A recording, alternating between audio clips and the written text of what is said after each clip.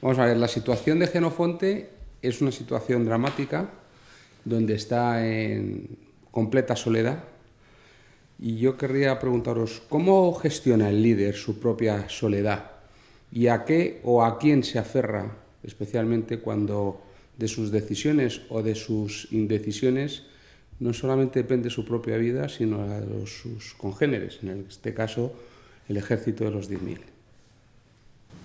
Eso es lo que siempre se ha dicho del peso de la púrpura, ¿no? El peso de la púrpura y de la soledad del mando, ¿no? Que al final de él dependen muchas vidas, en el caso de Jenofonte, y muchas decisiones que son responsabilidad de él tienen esa consecuencia posible, ¿no? De todas formas, un buen jefe normalmente se apoya mucho en su equipo, en los otros generales, y eso es lo que le ayuda a corroborar lo que tiene pensado, o incluso en un momento determinado tiene que ir en contra de sus generales, pero porque él tiene sus ideas, aunque en este caso normalmente los generales y él se coordinaron muy bien, los estrategos que le llamaban, ¿no? Pero normalmente esa es la responsabilidad de todo jefe, al final decidir si es a favor de los demás mejor, y si no, ahí está su responsabilidad. Bueno, yo creo que en el caso de Jenofonte, yo creo que la mayoría de las decisiones eran consensuadas.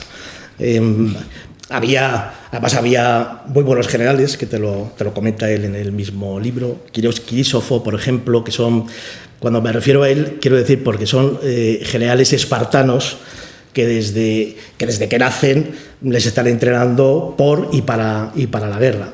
Pero cuando surge el liderazgo de Jenofonte, han sido varios los generales que han seleccionado junto a él. Y bueno, lo que pasa es que él aparece como el principal tomador de decisiones. ¿Con qué se diferencia un líder de una empresa de la de un ejército? Yo siempre digo lo mismo, el liderazgo es el mismo. Es exactamente lo mismo, lo que pasa es que las consecuencias son distintas. Esto lo explicaba un amigo mío muy fácil, decía, la diferencia entre un líder militar y un líder civil es la misma diferencia entre un futbolista y un torero. El futbolista falla un penalti y al día siguiente la vida sigue igual, a un torero le coge un toro y no sigue igual. Es un problema de consecuencias, pero la motivación, la autoridad, el trabajo en equipo, la inteligencia emocional, todo, la toma de decisiones, es equivalente. Las consecuencias, por eso en el mundo militar el liderazgo es una necesidad. En el mundo civil muchas veces es deseable, pero nosotros no nos podemos contentar con a ver si surge el líder, ¿no? Tenemos que formar líderes, porque al final la gente se juega la vida y la muerte, y la motivación tiene que ser máxima, la autoridad tiene que ser máxima, la comunicación tiene que ser máxima. Yo creo que quizás el liderazgo militar, por los acontecimientos de la historia, quizás haya mucha mayor presión en los momentos más difíciles que los que pueda tener pues a lo mejor un líder en la empresa.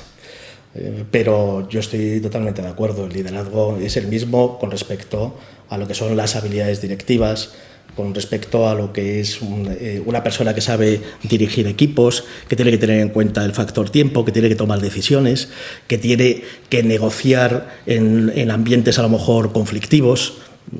La base es la misma, por eso muchos militares, después de dejar, digamos, su carrera militar, cuando se pasan al campo empresarial lo hacen también. Y en ese contexto diferencial que tú has puesto, el de un futbolista o el de un torero, donde uno no se juega su vida y el otro, ¿cuáles son las claves que permiten revertir una situación de desesperanza en otra de arrojo y de valentía, como fue la de Jenofonte? En el fondo yo creo que la clave en Jenofonte es muy fácil. La gente cuando lucha por su vida o por su muerte rápidamente encuentra el motivo para luchar. Pero normalmente el jefe lo que consigue para que la gente se comprometa en lograr una meta es en darle sentido a lograr la meta. Muchas veces confundimos la motivación y mucha gente dice motivar es animarse a moverse sin sentido. No, motivar es darle sentido a moverse. Encontrarle sentido a que la gente actúe. En la vida, en la muerte, el caso de Jenofonte, esto es como cuando se quemaron las naves. No hay marcha atrás. Es mucho más fácil encontrar el compromiso de la gente. Yo creo que el factor clave, que es que además va en la misma línea, porque uno de los temas fundamentales es siempre tomar el pulso a nivel de motivación. Digamos que en el lenguaje militar se habla de moral, pero motivación, el clima laboral, lo que hacen muy bien es que van contestando a todos los miedos de los soldados cuando les dicen, pero ¿qué vamos a hacer si tenemos que atravesar ríos infranqueables, montañas, no tenemos provisiones, no tenemos guías? Y a cada una de las cosas le dan respuestas sencillísimas.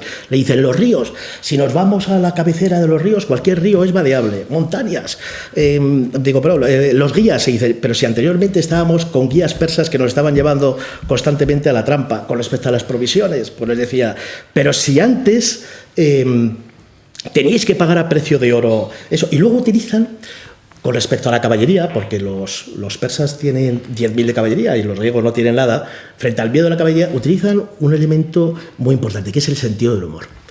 Y entonces les dicen, los generales les comentan, pero si yo no conozco ninguna batalla en la que la caballería haya ganado a base de mordiscos y coces, y eso alivia la tensión, estallan en carcajadas los propios soldados, y lo que hace al final eleva la moral, motivación o como le queramos. Maneja admirablemente las tres grandes herramientas que debe tener un líder: comunicación, autoridad, cuando tiene que utilizarla, la utiliza sin ningún problema, o para bien o para mal, y motivación. Esas tres grandes herramientas, que es las herramientas clave que debe conocer toda persona que quiere ser líder, las maneja de manera admirable. Durante el libro se ve perfectamente cómo es un gran comunicador, un gran motivador, y ejerce la autoridad con eso que yo digo que es la clave, las 4 grandes virtudes para tener autoridad: autoritas, no potestas, prudencia, justicia, fortaleza y templanza. Esas 4 virtudes las consigue utilizar su poder con esas 4 virtudes que lo convierten en autoridad. ¿En qué momento adquiere un líder la potestas y la autoridad? Bueno, lo que es la potestas es autoridad jerárquica. Estamos ante la terminología. Es autoridad jerárquica. El resto es curioso, pero lo que tiene que ver es con autoridad moral que te has ganado, porque yo lo que estoy pidiendo ya lo he hecho anteriormente. Autoridad de conocimiento, estoy al frente, pero es que sé lo que voy a hacer. Y autoridad de personalidad. Vamos a ver uno de los casos que es demoledor, es el liderazgo de uno de los generales, que es Próxeno, que yo lo denomino el liderazgo, digamos, del consentidor, que lo que hace es que le da miedo a sus propios soldados, lo que les da miedo es que en un momento determinado se le puedan enfrentar. Entonces, esa personalidad también es necesaria. Y con respecto al otro tema, yo creo que es pura autoridad jerárquica. Una te la ganas, otra te la dan. Ahí está la clave, ¿no? Cuando tienes... A mí me gusta ir a la distinción del latín, porque si no, al final poder y autoridad se confunden. El latín lo tenía muy claro, hablaba de potestas y hablaba de autoritas. La potestas es lo que te da la organización. Esto me da mi poder, pero la autoridad me la da mis subordinados. Y eso solo es en base a la confianza que tengan en mí, por mi conocimiento, por mi integridad. Pero esto, en la guerra, no vale para nada como no haya autoritas. En la potestad no es suficiente en momentos difíciles. Necesitas autoritas. Y la autoritas se la da siempre el subordinado, de donde el liderazgo, para mí, tiene directamente relación con el grado de autoritas que tengas. Si no tienes autoritas, solo eres jefe. Solo cuando... Porque el liderazgo te lo otorga el subordinado. Siempre te lo otorga el subordinado. De donde esa confianza, que es el lubricante de todo liderazgo, la confianza que tengan en ti, por tus conocimientos, por tu integridad, esa es la clave. Entonces, ¿cuándo tienes autoritas? Cuando te la da el subordinado y cuando te la ganas.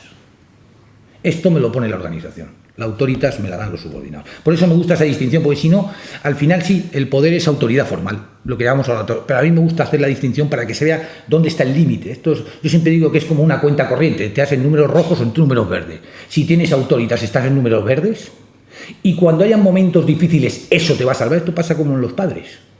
Con 18 años no esperes que tu hijo te obedezca si no has conseguido la autoridad con 8. donde normalmente en vacas flacas uno consigue la autoridad y la explotan en vacas gordas. Nosotros estamos muy acostumbrados en tema de Afganistán, por eso es tan importante la cohesión, el que la gente que va a Afganistán vaya con los mismos jefes que había estado aquí, porque si no es muy difícil ganarse la confianza, porque la confianza es una cosa delicada, es una herramienta, la autoritas es una herramienta muy delicada, porque yo siempre digo lo mismo, sube en escalera y baja en ascensor, se gana muy lentamente pero se pierde rapidísimamente, y eso es lo que lubrica el liderazgo. ¿Por qué hay poco liderazgo hoy en día? Hay falta de valores, integridad, por tanto falta de confianza, por tanto crisis de liderazgos, porque al final eso va aparejado. Si yo no me puedo fiar de mi jefe, difícilmente, normalmente no me puedo fiar porque, entre comillas, no es íntegro. Como no hay confianza, imposible que el jefe pueda influir. Que esa es la clave del liderazgo, poder influir para lograr una meta. En esa línea, el liderazgo es más bien una tarea que se adquiere y no con la que se nace. Por supuesto. Pero por supuesto, por supuesto. Pero gente como Napoleón, como Jenofonte, que son con los que hemos visto, nacieron ya con una... Napoleón siempre se habla de su visión y de su magia. No, al final Napoleón había estudiado y reflexionado como un loco a Alejandro. Al final, esa intuición que tanto se dice Napoleón en el momento y en el lugar adecuado, utilizaba su reserva, en el fondo es de reflexionar mucho. Dominaba los principios de la guerra.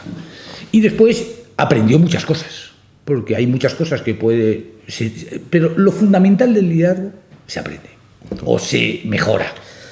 Del liderazgo hay que saber dos cosas.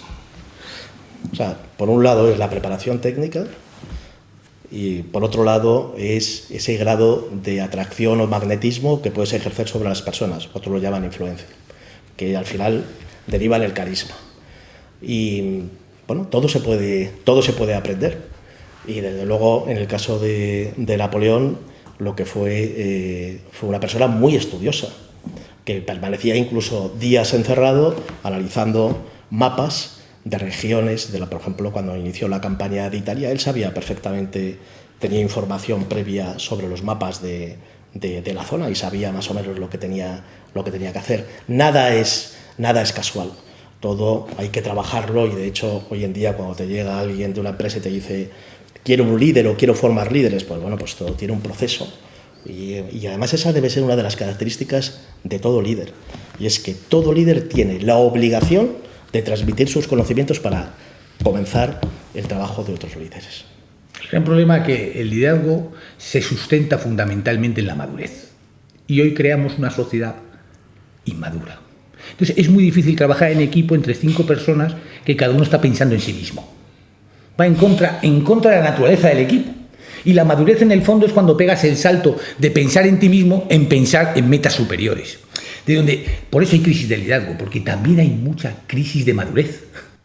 O sea, el liderazgo es generosidad también. El liderazgo que yo digo que es el liderazgo sano. Después podemos entrar... Al Capone era líder. Pues, bueno, llámale como quieras. Pero yo prefiero Elliot Ness. En cualquier nivel, equipo, empresa, país... lo que sea, la pregunta sería, ¿qué ha aportado de positivo esta persona? Si el saldo es positivo, al final, en principio tiene que ser un buen liderazgo.